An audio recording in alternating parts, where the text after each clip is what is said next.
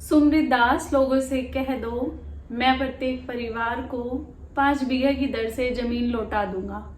सांझ पढ़ते पढ़ते मैं कागज पत्तर सही कर लेता हूँ। अरे मैं क्या दूंगा, दे रहा है जमीन का नया मालिक। वह रो रो कर हुक्म दे रहा है, लौटा दो, दे दो खिलावन को उसकी जमीन के हिस्से का सब धान।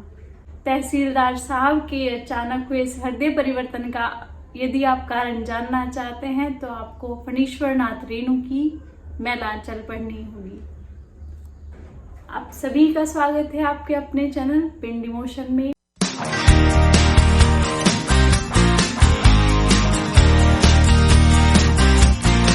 आज हम आपके लिए लेकर आए हैं इस महीने की समीक्षा, जो कि है फणीश्वर नाथ रेणु की मैला आंचल की, जिसमें आपको जातिगत विभाजन, मानसिक पिछड़ापन, राजनीतिक परपंच, अफसरशाही और विश्वास में फैली कुरीतियां दिखाई देंगी। और इन सभी कुरीतियों के बीच एक ऐसी प्रेम कहानी पली बड़ी है जो कि एक अनोखी सी है। इस जगह महिलाओं की सी बद से बदतर है, जिसके बीच में प्रेम कहानी को देखना वाकई एक सुखद अनुभव था।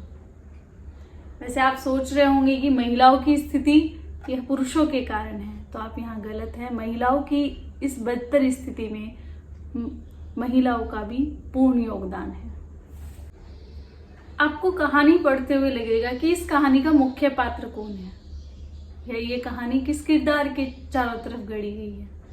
तो मैं आपको बता दूं, मैला आंचल में रेणु जी ने किसी एक पात्र के चारों तरफ ये कहानी नहीं बुनी है, और इसमें सभी पात्र मुख्य हैं। आज़ादी के समय में जो गांव की स्थिति थी उसको हूबहू रेणु जी ने अपने पन्नों पर उतारा है। इतने सारे मुख्य पात्रों के बीच बिना फेरबदल किए लिखा गया यह उपन्यास, आंचलिक उपन्यास अपनी इन्हीं विशेषताओं के कारण प्रेमचंद के गोदान से तुलना पाता है। वैसे एक नज़र में आपको डॉक्टर साहब नायक और कमली नायिका दिखाई देती हैं, और पूरे उपन्यास में इनकी कहानी बार बार या इनकी प्रेम कहानी यदा कदा स्थान पाती रहती है। जातिगत प्रथा व जमींदारी के बीच आश्रमों व मठों पर भी प्रहार किया गया है। गांधी जी का नाम लेते ही लोग उनकी पूजा करने दौड़ने लगते हैं या उनको बहुत सम्मान देने लगते हैं, जहां लोगों को पता तक नहीं है कि गांधी जी उस समय कर क्या रहे थे। गांधी मतलब एक पूजनीय व्यक्ति।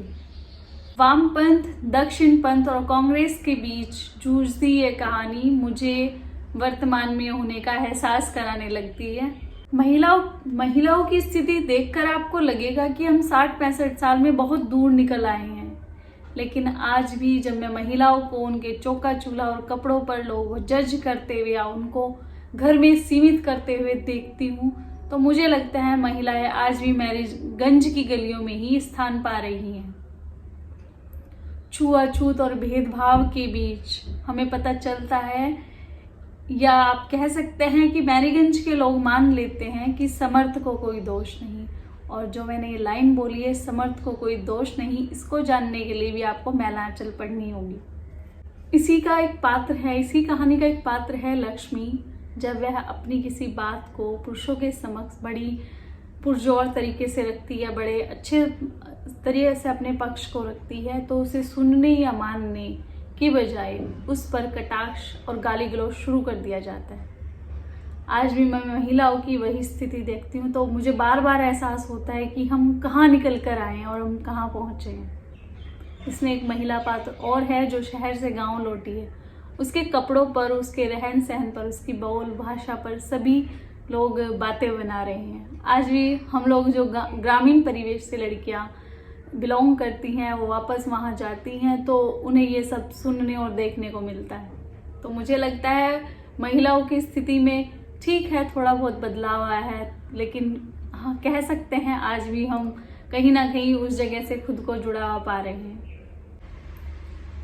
यदि आप मुझसे पूछेंगे कि इस नॉवल का नकारात्मक पक्ष क्या है, तो मैं आपको बता दूं कि जो इसकी खूबसूरती है नॉवल की, जो इसके शब्द हैं, आंचलिक शब्द जो इसमें यूज़ किए गए हैं, उसी से नॉवल बहुत खूबसूरत भी आपको लगता है। लेकिन वही इसका एक नकारात्मक पक्ष भी है, क्योंकि आपको एक बार या सरसरी तौर पर अगर आप इसको पढ़ने बैठेंगे तो आपको समझ नहीं आएंगे। कई बार उस चीज़ को पढ़ने के बाद आपको समझ आएगा कि लेखक आखिर कहना क्या चाह रहा है।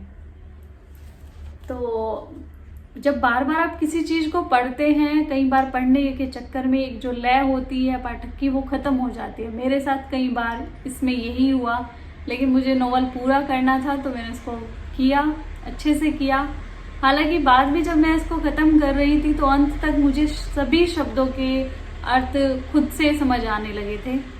तो आपके साथ भी अगर ये स्थिति है तो मैं आपसे कहूँगी सिर्फ यही इसकी एक कमजोरी है जो इसे पाठकों से थोड़ा दूर करती है। यदि आप आज़ादी के समय गांव की स्थिति क्या थी, राजनीतिक परिस्थितियाँ क्या थी और कैसे जातिवाद समाज में फैला था, ये सब देखना और पढ़ना चाहते हैं तो फनीश वर्णात रेणु का मैला चल आपके लिए है। मिलते हैं अगले महीने किसी और समीक्षा के साथ। धन्यवाद।